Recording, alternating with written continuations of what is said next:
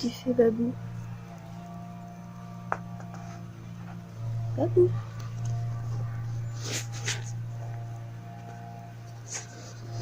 Je suis tellement fatiguée encore aujourd'hui.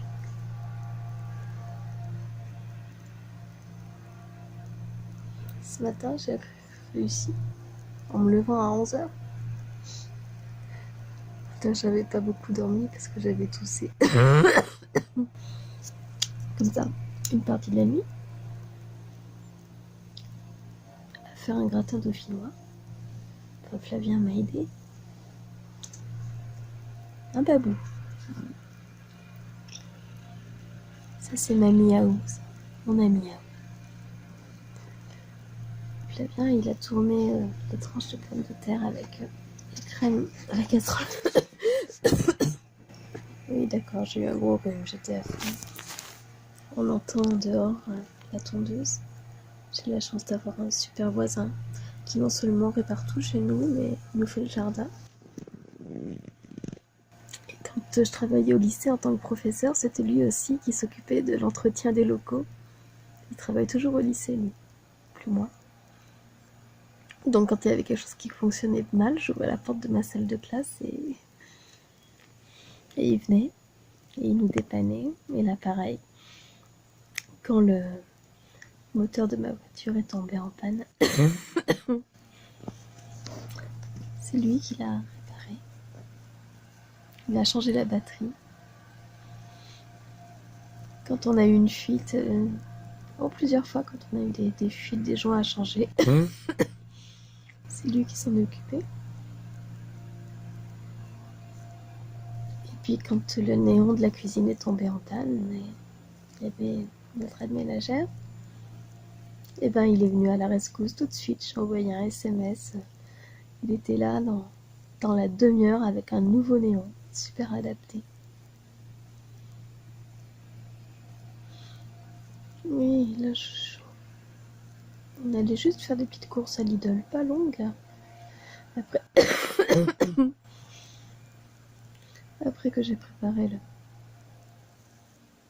le gratin dauphinois et que Flavien en ait mangé la moitié, moi j'avais pas faim.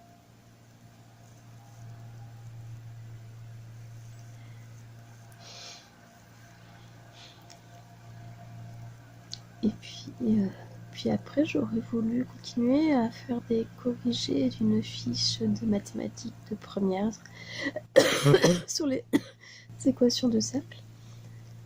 J'aimerais bien y aller, là, continuer. Parce qu'il y a 26 exercices et hier, j'en suis restée à l'exercice 12, je crois. Ça fait déjà 2 jours que j'étais dessus. Je fais des corrigés très détaillés que je mets en ligne ensuite sur le tableaunoir.net pour que ceux qui en ont besoin, celles qui en ont besoin, puissent s'entraîner à faire ces exercices et à regarder les corrigés avec les explications, puis avec parfois plusieurs solutions possibles. J'aurais bien voulu continuer. J'ai même pas regardé mes mails aujourd'hui. J'ai pas d'énergie. Hier, je suis allée sur un nouveau groupe Facebook pour les fibros qui s'appelle la cuisine des fibros. J'ai retrouvé quelqu'un que je connaissais déjà d'un groupe sur la névralgie d'Arnold. Puis elles m'ont expliqué qu'elles vont beaucoup mieux quand elles mangent sans gluten et sans lactose et sans caféine. Il y avait déjà Jean-Marc qui m'avait dit de faire, et puis bon, sans sucre évidemment, mais ça je fais déjà au maximum. Il y avait déjà Jean-Marc qui a la maladie de Lyme qui m'avait conseillé ça, mais ça a l'air dur à mettre en place, et puis dès qu'elles font un écart, elles sont malades en plus. Alors elles me disent que ça marche surtout pour les problèmes digestifs. Moi, les problèmes digestifs, j'en ai toujours eu. On m'a dit que j'étais un bébé vomisseur. Et mon petit frère, qui est né plus de 6 ans après moi, il était aussi un bébé vomisseur et il n'est pas fibromyalgique, lui. Il est encore plus vomisseur que moi. Salut Galilée.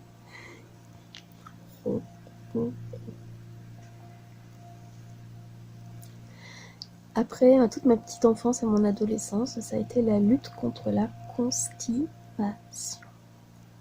Déjà toute petite, on me mettait sur le pot et j'avais pas le droit de m'enlever tant que j'avais pas pondu quelque chose. Et puis généralement, c'était une ou deux crottes de bique bien sèches. Alors on me donnait plein de choses pour essayer d'améliorer ce transit qui fonctionnait pas, même quand j'étais gamine. Il y avait déjà on m'enlevait le chocolat parce que ça constipe. Bon, c'est pas grave parce que je préfère la vanille et le caramel de toute façon. On me faisait manger des sortes de brioches, comment ça s'appelle, des biscottes au son. On me donnait de l'huile de foie de morue le soir avant le repas.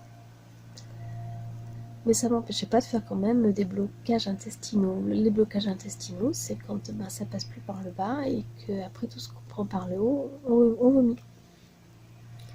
Et jusqu'à l'âge de 8 ans, je ne savais même pas ce que c'est que d'avoir faim, parce que quand on me donnait à manger, soit je mangeais sans faim, soit j'avais carrément pas faim du tout, et je devais me forcer, parce que si, mange quand même, non, veux pas, mange quand même. Et je savais pas du tout ce que c'était que d'avoir faim, parce que j'avais jamais faim, et que j'avais toujours une sensation de satiété.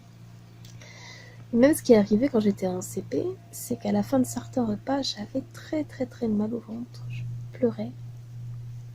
Je me tordais en deux tellement c'était douloureux, c'était au niveau de l'abdomen. Mes parents se sont inquiétés, ils m'ont emmené voir le médecin.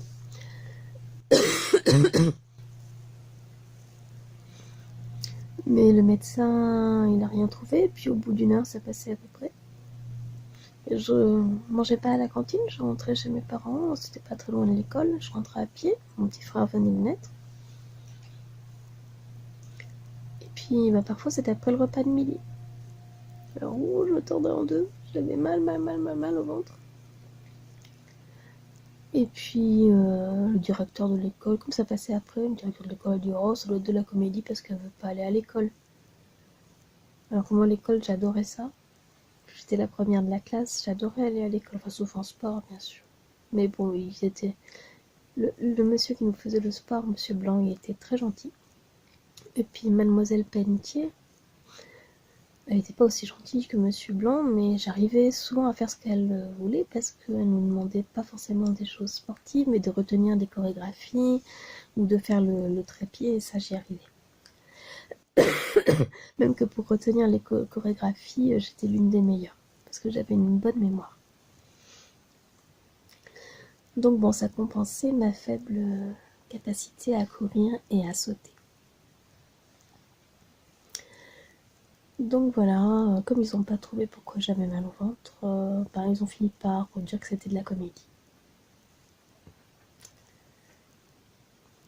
Et puis je faisais des blocages.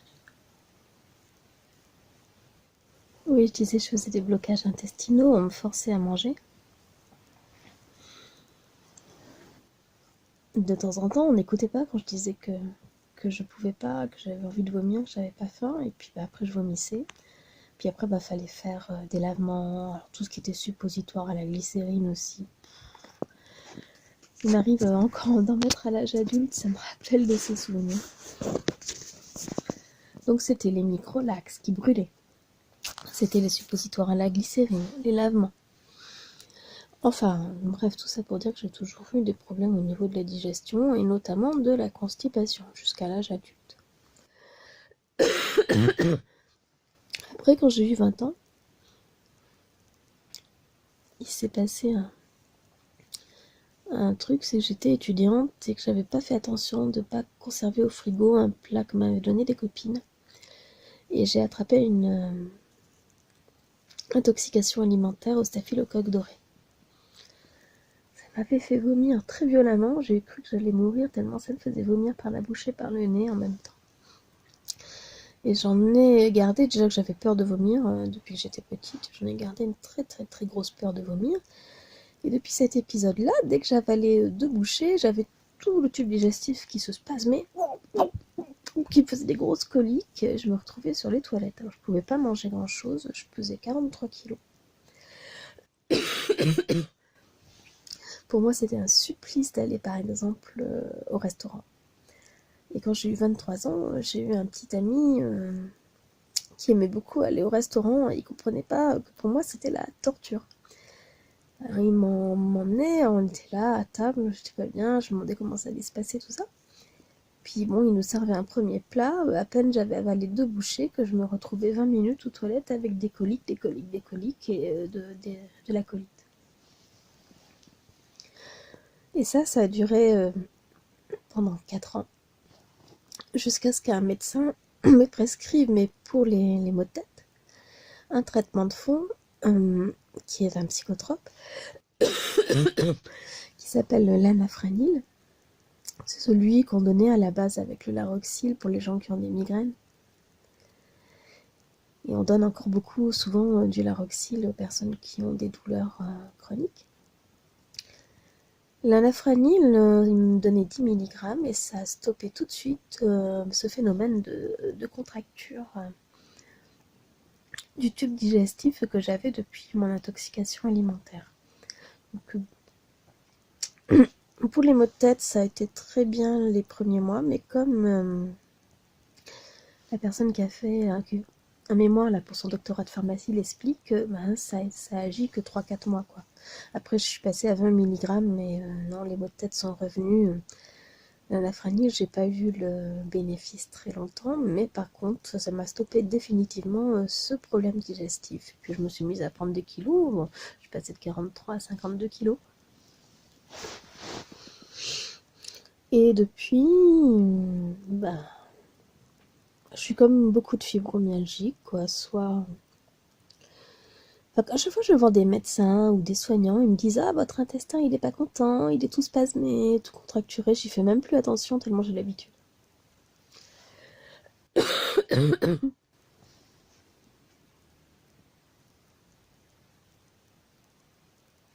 Alors je change de côté, ça commence à faire mal. Et tout ça parce que je voulais faire une vidéo sur les problèmes digestifs des fibros. Et je voulais parler de ce groupe et puis de tous les conseils que j'ai reçus où on nous dit d'arrêter le gluten et d'arrêter le lactose. Ça a l'air très très difficile. Et en plus, je comprends pas trop vu que j'ai pas d'intolérance au gluten. J'ai toujours bien supporté les produits laitiers. J'adore le fromage, entre autres. Quant à la sensation de faim, je l'ai découverte un matin que j'avais 8 ans. C'était un samedi matin. Je me souviens encore, on était dans la cuisine chez mes parents. J'ai dit à mon père, je sais pas, j'ai mal au ventre, c'est bizarre, ça fait d'espace au niveau de l'estomac. Il me fait, mais c'est que tu dois avoir faim. Et je savais pas ce que c'était que d'avoir faim quand j'avais 8 ans. Et ce jour-là, moi qui n'avais jamais voulu manger de pâté, parce que je disais que j'aimais pas ça, je me suis jetée sur le pâté et sur le pain, et ouf, ça m'a soulagée. Et c'est la première fois que j'ai découvert la sensation de faim. J'avais 8 ans. Voilà, maintenant à l'âge adulte, c'est compliqué. Souvent, je me sens hypoglycémie, pas bien. Alors, je ressens le besoin de manger quelque chose parce que je me sens faible avec des malaises, quoi.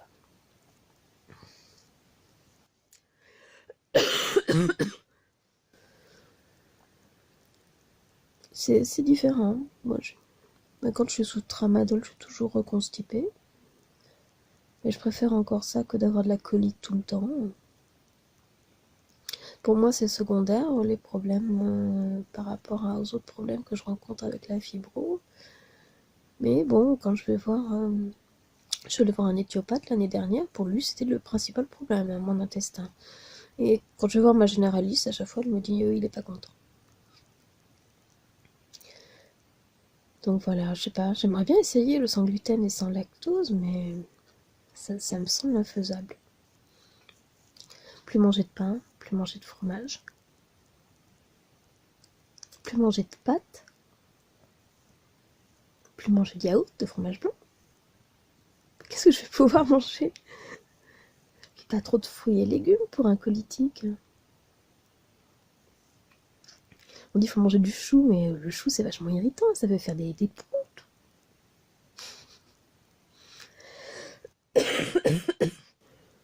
Ouais, je suis encore un peu malade, mais bon, j'aimerais bien aller travailler. d'être tout le temps couché. Avec Babou, on s'est écouté un super livre audio, ça s'appelle L'ami prodigieux. Ça m'a été conseillé par une amie psychologue qui a été ma formatrice à l'IUFM de Lyon en 98 et 99. C'est d'accord, c'est super d'écouter des livres audio, mais j'aime préférer être active. Je vais essayer là.